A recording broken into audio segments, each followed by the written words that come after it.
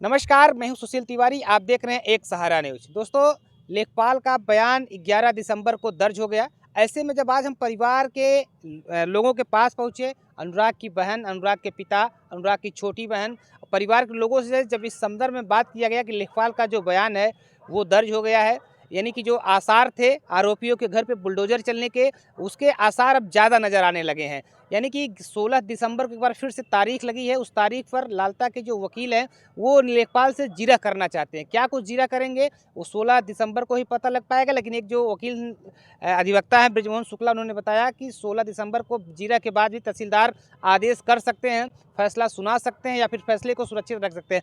लेकिन जब हमने बहन स्वाति यादव से बातचीत किया तो स्वाति यादव ने एक बहुत बड़ी बात बताई जिसका किसी को अंदाज़ा नहीं था, और वो प्रशासन की जो लापरवाही है उस पर कहीं ना कहीं एक सवाल खड़े करता हुआ नजर आ रहा है।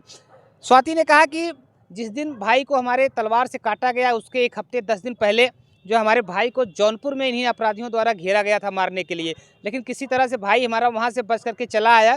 और इसकी सूचना जब हम लोगों ने पुलिस को दिया तो पुलिस कोई कार्रवाई नहीं की। उसमें उल्टे पुलिस आकर ये बता रही थी कि वकील साहब ये ज़मीन जो है खून मांग रही है, खून पीने के बाद ये ज़मीन शांत हो जाएगी। ये बहुत बड़ा आरोप जो है अनुराग की बहन स्वाति यादव ने लगाया है कि प्रशासन के कार्रवाई के बजाय प्रशासन इस तरह से बोल करके गया था, और उस समय परिवार में एक डर सा पैदा हो गया था उसी दिन कि अगर कुछ हो जाता है हम लोगों के ऊपर तो प्रशासन हो सकता है कार्रवाई न करे, जिसकी बानगी कहीं न कहीं ये रहा कि अनुराग यादव की तड़के सुबह तलवार से गला काट करके हत्या कर दी जाती है। साथ ही जब लेखपाल का बयान दर्ज हुआ उस पर हम लोगों ने जब बात किया, बहन से बात किया, तो बहन ने खुद ये कहा कि लेखपाल का बयान तो दर्ज हो गया है लेकिन अभी भी हमको भरोसा नहीं है। जिस तरह से तारीख पे तारीख चलती आ रही है और फिर से लेखपाल के बयान के बाद भी तारीख पड़ गई है, तो कहीं ना कहीं ऐसा है कि जो नज़र आ रहा है कि वो तारीख पे तारीख ही न चलता रहे और मुझे न्याय न मिल पाए। और ये जो लालता का बिल्डिंग है, जो लालता का घर है, प्रशासन जान रहा है कि ये लालता का जो घर है वो बंजर की ज़मीन में बना हुआ है,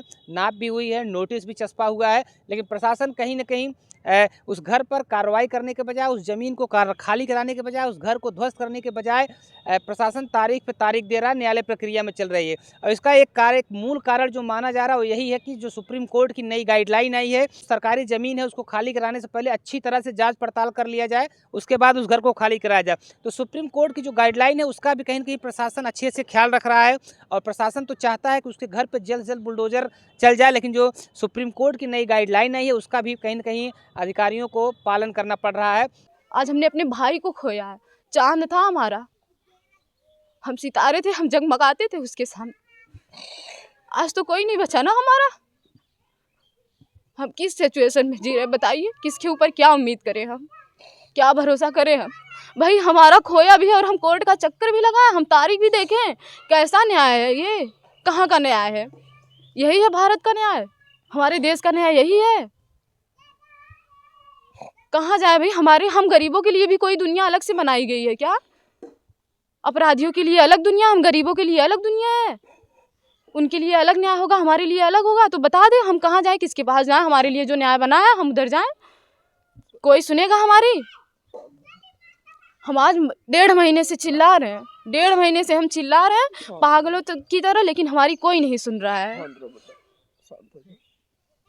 उम्मीद की बात करें तो उम्मीद बिल्कुल टूट चुकी है। अभी तो फ़िलहाल हम कह नहीं सकते कि हाँ ये घर ढहवा देंगे या कुछ भी। ये उनके ऊपर डिपेंड करता है कि वो हमारा साथ दे रहे हैं या विरोधियों का साथ दे रहे हैं, अपराधियों का साथ दे रहे हैं। ये कानून है, अगर कानून है भाई तो निर्दोष का साथ देना चाहिए या अपराधियों का साथ देना चाहिए।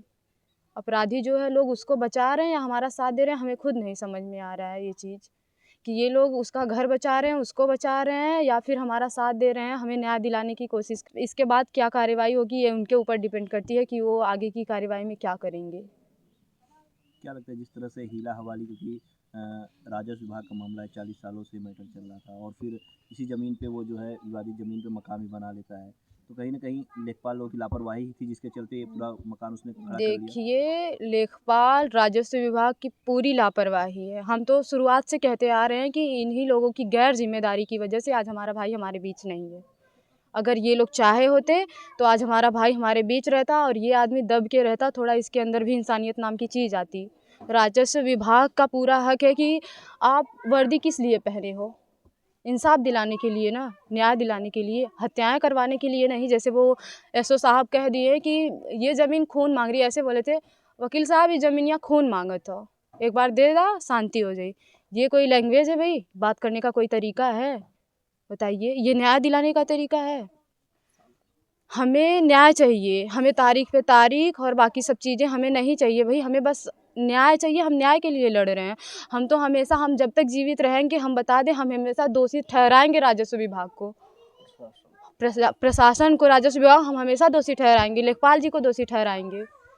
हम हमेशा दोषी ठहराते रहेंगे कि आप लोगों की राजनीति और आप लोगों की लापरवाही हमारे भाई को खा गई। तो जिस तरह से देखा जाए शुरुआती दिनों में यहाँ पे फोर्स भी तैनात थी, आप लोग सुरक्षा देते हुए, अब इस समय फोर्स वगैरह क्या कितना अभी भी डर महसूस होता है आप लोगों को? देखिए, हमारे ज़हन में तो वो डर उसी दिन बैठ गया था जिस दिन हमारे भाई को हमारे सामने हलाल किया गया था, और ये डर हमेशा बना रहेगा जब तक वो लोग, उन लोगों के ऊपर कोई कड़ी कार्रवाई नहीं होती, जब तक उन्हें सज़ा नहीं मिलती। उसका एनकाउंटर होना चाहिए, रमेश का एनकाउंटर होना चाहिए। मंगेश यादव चौराहे पे छिनैती कर रहा है, उसका एनकाउंटर हो गया। जो इतनी बड़ी हत्या कर दिया, निर्दोष को मार दिया। कितनी उम्र थी मेरे भाई की? बालिग भी नहीं था, नाबालिग था। उसका एनकाउंटर नहीं हुआ? बताइए, वो आराम से जेल में उसको लेके जा रहे हैं, ऐसे मतलब बिना हथकड़ी के, एकदम आम जनता की तरह। वो भाग जाएगा, क्या कर? अभी हम यहाँ से उठ के भाग जाए, आप क्या कर सकते हैं? ले सकते हैं मेरी बात? नहीं ना। वो अपराधी था, उसको लोग ऐसे ले जा रहे थे जैसे लग रहा था कोई अच्छा काम करके आया हो। अभी हमको तो डर लगता है, पता है, 5 बजे के बाद हम इधर उधर निकलते हैं ना, इधर से हैंडपम्प के पास जाने में हमको इतना डर लगता है कि कोई होगा अंधेरे में। नहीं तो हम भाई बहन गर्मी के सीज़न में हम लोग आधी रात को चले जाते थे खेत पे, कोई डर नहीं लगता था। लेकिन इस टाइम हमें हैंडपंप तक जाने में डर लग रहा है, इतना डर लग रहा है कि ऐसे लग रहा है कि कोई अभी आ जाएगा इधर उधर। कुछ भी खड़खड़ाहट की आवाज़ आती है तो हम लोग सीधा घर में भाग के आते हैं। क्यों भाई? हम लोग डर रहे हैं उससे। और उसका एक भाई बाहर है, राजकुमार, वो तो एक नंबर का फ्रॉडी आदमी है। वो कभी भी किसी को भी कुछ भी कर सकता है। जब उसके घर में एक लड़का था, वो भी ना, रमेश लड़का ही था ना, वो इतना बड़ा कदम उठा लिया, तो आप सोचिए कि उसके चाचा और उसके पापा क्या करते होंगे, जैसी परवरिश दिए होंगे तभी वो ऐसा किया। देखिए, हमारे घर में जो चलता है, जो बड़े करते हैं वही बच्चे सीखते हैं। तो जब वो इतना बड़ा हत्यारा था, इसीलिए उसने अपने बच्चों को ऐसी परवरिश दी थी। उस माँ से पूछना चाहिए, भाई तुमने परवरिश कैसी दी? ठीक है, एक लिए मान लेते हैं ना, आदमी लोग कुछ भी करे, लेकिन बच्चों को माँ संभालती है। उस माँ को दर्द नहीं आया कि मैंने भी उतनी पीड़ा से पैदा किया था जितनी पीड़ा उस माँ को हुई होगी? लेकिन इकलौते, अरे भाई तुम लोग 4 लोग हो, मतलब पूरा मोहल्ला जिम्मेदार है कि तुम 4 लोग हो तो इसमें हिस्सा लोगे, हमारा अकेले है तो? ऐसा तो नहीं हो सकता ना। और हमें न्याय मिल रहा है, हमें तो तारीख पे तारीख दिखाई जा रही है। हम कोई उम्मीद लगा के नहीं बैठे हैं। शुरू में पढ़ाई जिस तरह करती से हैं, स्कूल वगैरह जा रही है कि नहीं जा रही है? नहीं, हम कॉलेज नहीं जा रहे, हमको डर लग रहा है। बहुत मुश्किल से छोटी बहन को भेजते हैं क्योंकि उसका प्री बोर्ड आया है, उसका बोर्ड एग्ज़ाम है भाई। बहुत मुश्किल से हम उसको भेजते हैं, लेकिन हमारा दिल दिमाग इसी के ऊपर रहता है, कहीं उसको कुछ ना कर दे। क्योंकि हमारे भाई को जौनपुर में भी लोग घेरे थे, बाद में पता चला, घटना होने के बाद। शुरू में इसी के घर के थे, 4-5 लोग थे, उसको घेरे थे। वो 10 मिनट पहले निकल आया। उसके दोस्तों से पूछ रहे थे अनुराग है क्या इधर, तो वो लोग बोले नहीं, वो तो 10 मिनट पहले चला गया। फिर जिस दिन घटना हुई उस दिन उसको ढूंढ रहे थे बादशाहपुर में। और राजेश यादव कहता है अपने बयान में कि मैं निर्दोष हूँ और मैं शादी के सिलसिले में बात कर रहा हूँ। आप बताइए, आपके घर में इतना बड़ा षड्यंत्र रचा जा रहा है, आप शादी के सिलसिले में बात कर रहे हैं? घटना के 10 मिनट पहले भी बात हुई है उसकी, और घटना के होने के बाद लगातार 4 बार बात हुई है उसकी। बताइए, हत्या हो गई और आप शादी के सिलसिले में क्या बात कर रहे हैं? और खुद को बचाने के लिए इतनी साजिश भैया। आओ, हम 4-5 लोग हैं ना, आओ हम लोगों को भी काटो, आराम से रहो इधर। जब हमारी कोई नहीं सुनेगा तो हम और क्या कर सकते हैं, बताइए। प्रशासन शुरू में काफ़ी एक्टिव था। पहले जब घटना हुई थी तो ऐसा लग रहा था पूरा परिवार साथ खड़ा, तुरंत जो है न्याय मिलेगा, इंसाफ होगा। हम आपको बता दें ना, कोई एक्टिव नहीं था। हम बता दें, कोई एक्टिव नहीं था। अगर एक्टिव रहता तो उसी टाइम ये घर ढहवा दिए होते और उसका एनकाउंटर हो गया होता, अगर एक्टिव रहते लोग। अभी हमको देख रहे हैं ना, हम किस हिसाब से झेल रहे हैं। बच्चों की तरह रोते हैं हमारे पापा, हम उनको कैसे संभालते हैं हमारा कलेजा जानता है भाई। खुद संभलने की उम्र में मैं अपने माता पिता को बच्चों की तरह संभाल रही हूँ। हमारे ऊपर क्या बीतती है ना, ये कोई नहीं समझ सकता। तो ये दर्द जो आपने बहन की आवाज़ में देखा, ये जो आरोप बहन लगा रही है, ये एक उस पीड़ित परिवार की पीड़ा है, उस घर की पीड़ा है। जिस तरह से बहन ने कहा कि पापा हमारे बच्चों की तरह रोते हैं तो हम लोग संभालते हैं। जहाँ हम लोग को रोना चाहिए वहाँ हमारे पिताजी रोते हैं और हम बच्चों की तरह पिताजी रोते हैं तो हम इनको संभालते हैं। घर की जिम्मेदारियाँ हमारे ऊपर है, कमाने की जिम्मेदारियाँ हमारे ऊपर है, परिवार को संभालने की जिम्मेदारियाँ हमारे ऊपर है।